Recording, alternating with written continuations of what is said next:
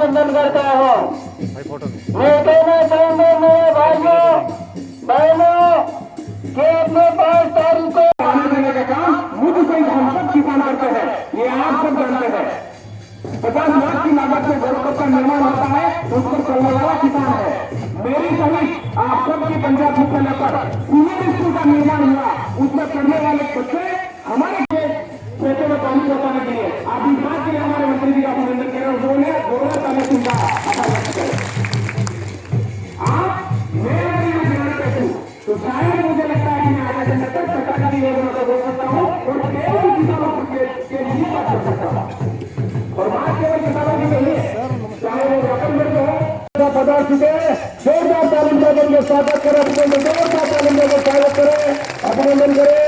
भारत माता की, भारत माता की, भारतीय जनता पार्टी, भारतीय जनता पार्टी, हर हर मोदी, हर हर मोदी, हर हर मोदी, हर हर Modi, Bharatiya Janata party, Bharatiya Janata party, Bharatiya Janata party, Bharatiya Janata party, Bharat माता की, भारत माता की, भारत माता की। हमारे बीच में राजस्थान सरकार के पूर्व मुख्यमंत्री आदरणीय गुलाब चंद जी कटारिया साहब पधार चुके हैं, जिनका जोरदार ताली बजा करके स्वागत करेंगे। एक बार स्वागत अभिनंदन में सभी कार्यकर्ताओं से निवेदन है, खड़े होकर के ताली बजा करके स्वागत अभिनंदन करें हमारे राजद और परिवार के लोकप्रिय नेता होगा। भारत माता की। सभी कार्यकर्ताओं को निवेदन पंडाल के अंदर आराम से शांति से विराजे। आदरणीय गृह मंत्री जी गुलाब चंद जी कटारिया साहब हमारे बीच में पधार चुके हैं। श्रीमान कटारिया साहब से निवेदन है, मंच पर सभी कार्यकर्ताओं मंत्रियों से निवेदन है, आराम से शांति से विराजे। सभी अतिथि लोगों से निवेदन है, मंच पर डाले। भारत माता की। दो हमारे कार्यकर्ताओं से निवेदन है, उसको बंद करें। सभी शांति से बैठ जाए, शांति आगे आगे आगे जो जहाँ पीछे खड़े वो भी आगे बैठ जाए शांति से। सभी बैठ जाएंगे। प्रभुलाल जी आप आगे आ जाओ। प्रभुलाल जी मुकेश जी रावत आप मंच पे आ जाओ। भारत माता की, भारत माता की, भारतीय जनता पार्टी, भारतीय जनता का स्वागत करें आदरणीय गुलाब चंद जी कटारिया साहब का। भारत माता की, भारत माता की, भारतीय जनता पार्टी।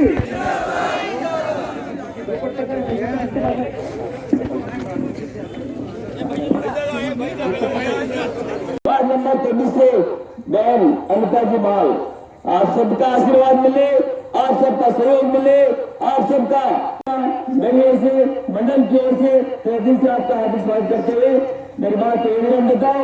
जय हिंद, जय भारत। पैदा करते हो ना, हमारे को केवल आप मुनीम की चाबी देते हो 5 साल। खजाना किसका है? अरे जनता जनार्दन तेरा है। तेरे टैक्स पे जयपुर का खजाना है और तेरे टैक्स पे दिल्ली का खजाना है। खजाने के मालिक हिंदुस्तान की जनता है, गुलाब चंद जी नहीं है ना, नरेंद्र मोदी जी नहीं है। ईमानदारी से सोचो, थोड़ा दिमाग मारो, इसको जोर लगाओ। खजाना तुम्हारा, मालिक तुम, तुम्हारी वोट से ये पैदा होते हैं। तो पैदा करते समय यार थोड़ा सा दिमाग पर ठंडे दिमाग से सोच के पैदा करो तो देश अच्छा चलेगा। अगर देश बनना है तो यहाँ बनेगा और मिटना है तो भी यहाँ मिटेगा। मिटाने वाले भी तुम, बनाने वाले भी तुम, और कौन बताओ। इतना बड़ा काम यार आपके हाथ में दे दिया। हम लोगों की जिंदगी जीत के भी गए ना तो 5 साल से ज्यादा नहीं है। गुलाब चंद जी कटारिया अभी प्रतिपक्ष के नेता है, इनके 2 वर्ष गुजर गए हैं। वाले भेजे तो जयपुर जाऊंगा, नहीं तो अपने गांव देलवाड़ा जाऊंगा, नहीं जाऊंगा। इतनी तुम्हारे हाथ में ताकत है यार। इसका उपयोग करते समय पूरे मन से और राम धर्म से करो। जब तक तुम ईमानदारी से बीज नहीं बोओगे इसके फल अच्छे नहीं लगेंगे। अगर तुम्हें अच्छे फल खाना है तो यहाँ बीज अच्छा बो, सोच समझ के बोलो, दिमाग लगा के बोलो। ये बच्ची है, माता है, बहने बैठी है। जब हम छप्पन करने जाते हैं ना अपने घर की बच्ची का, तो शाम को आके आप सब पूछते क्या हो, छोरा कटा तक बोले तो को कहीं खेती है कि नहीं है, कहीं धंधो करे कि नहीं करे, कहीं इसके कमाई का साधन है, कैसा इसका चाल चलन है, परिवार कैसा है। एक टाबरी का हाथ देने के लिए 25 बातों का पूछताछ करते हो कि बच्ची का कहीं भविष्य नहीं बिगड़ जाए। हे मुल्क के मालिक हूं, मैं तुमसे इतनी भीख मांगता हूं कि तुम्हारे वोट देने से हिंदुस्तान का तकदीर बनेगा और हिंदुस्तान का तकदीर फूटेगा। डालने के पहले इस माथे पर जोर लगा करके काम करो यार, जिससे तुम भी सुखी रहो और हम सब सुखी रहे। 70 साल तक रूम से उतार दिए। आपकी वोट की पेटी से पैदा होने वाले आपके बिना साबुन के रूम से उतारे। बहुत कड़वा शब्द है पर सच है।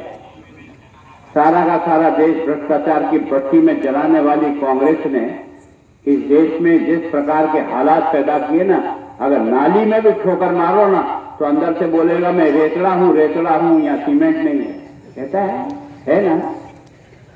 क्या इस देश की दशा को देखकर रोना नहीं आता था? तुम्हारा मन दुखी नहीं होता है? क्या हो रहा है हिंदुस्तान में?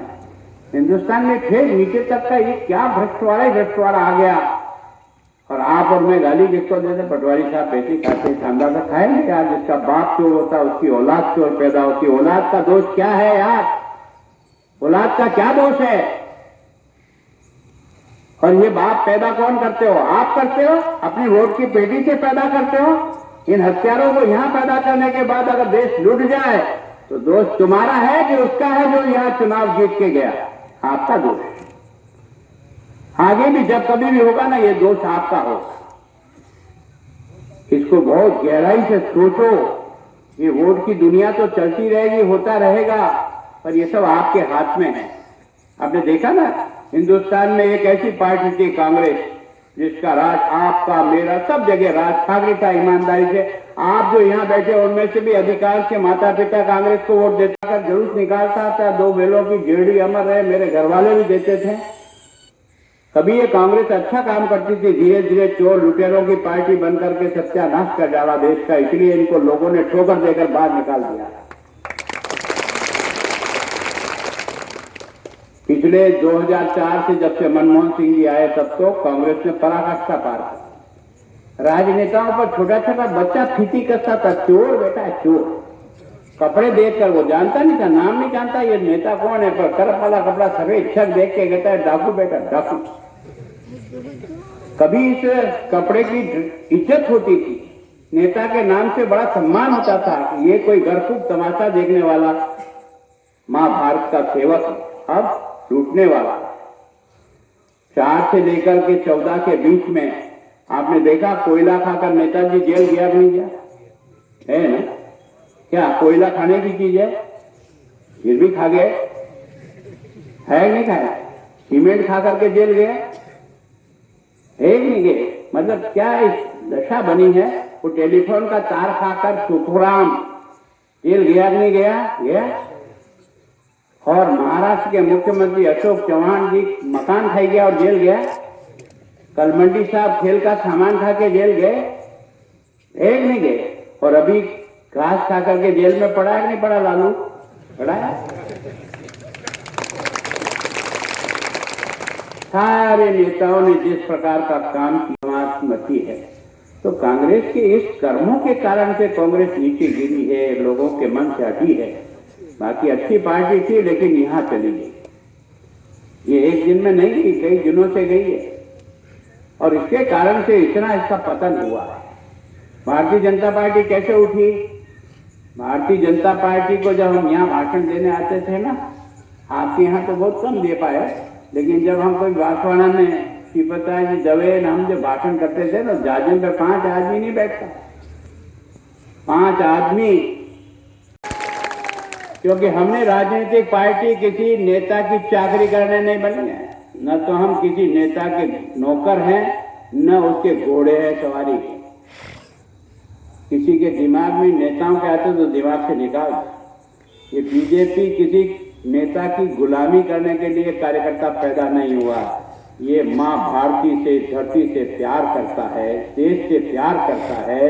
इसलिए देश को उठाने के लिए एकमात्र हिंदुस्तान में पार्टी है जो देश के लिए काम करती है, उसका नाम भारतीय जनता पार्टी है। इसलिए हम इसके साथ हैं। हमारा काम का आधार क्या रहा? देश रहा। उनका काम का आधार क्या रहा? नेता रहा। और इसके कारण से नेता में जो जो खराबी आती गई, वैसे वैसे पार्टी सत्यानाश की ओर चले। हमारी आई नहीं सकती, क्योंकि हम तो काम किसी नेता के लिए करते ही नहीं। गुलाब सिंह जी आज अच्छे हैं, जे ठीक, कल दिमाग खराब हो जाए तो घर जा, तेरा भाई दूसरा तैयार है। यहाँ किसी की चिंता करने वाली बात नहीं है, क्योंकि हम सब एक काम करने के किसी उद्देश्य से चले। और इसलिए भारतीय जनता पार्टी बढ़ती गई। 2 रह गए थे। अगर आप में से किसी को याद हो तो 84 के, रमेश जी आपको याद हो तो 84 में इंदिरा गांधी जी की जब हत्या हो गई और चुनाव हुआ तो हमारे 2 MP बचे। एक गुजरात से AK पटेल और एक जंगा रेड्डी आया था आंध्र से। कितने? 2। और उस समय के प्रधानमंत्री राजीव गांधी को मिला 416 सीट।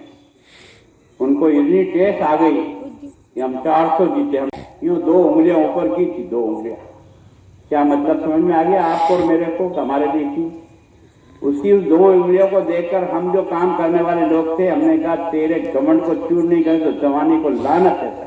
और हमने निवासी में रगड़ के बताया, नहीं बताया। हमारी पार्टी कार्यकर्ताओं की पार्टी है, नेताओं की पार्टी नहीं है। हम काम करते तो देश के लिए काम करते हैं। इसलिए हमारा रास्ता दुनिया में कोई नहीं रोक सकता है। और हमारे चरित्र और हमारी ईमानदारी ने हमारी पार्टी को ऊपर उठाई है। अब आपको तुलना करना चाहिए दोनों पार्टियों में वास्तव में काम कौन करता है और क्या नहीं करता है। उसके आधार पर तो आपकी पार्टी बढ़ी है। कांग्रेस ने 54 साल तक राज किया दिल्ली में। इतने प्रधानमंत्री उसके बने 54 साल तक। हमारा राज कितना? 6 साल अटल जी का, 6 साल मोदी जी का, 12 ही है। 12 से ज्यादा तो नहीं है ना। हमारा 12 साल का राज, उनका 54 साल का राज। ये आबापुरा में है, ये आसपास की जो पंचायतें आप आयो, जहां जहां अपनी अपनी पंचायत का हिसाब बनाना। उन्होंने 54 साल में आपकी पंचायत में कितना रुपया भेजा दिल्ली से, उसका हिसाब लिखो। और हमने 12 साल में आपको कितना पैसा भेजा, उसका हिसाब लिखो। और राम धर्म की ताकड़ी में रख करके भगवान का नाम लेकर के ताकड़ी को उठाओ। उनका काम से हमारा 100 गुना काम ज्यादा आपके गांव में है, कहीं और जगह का नहीं।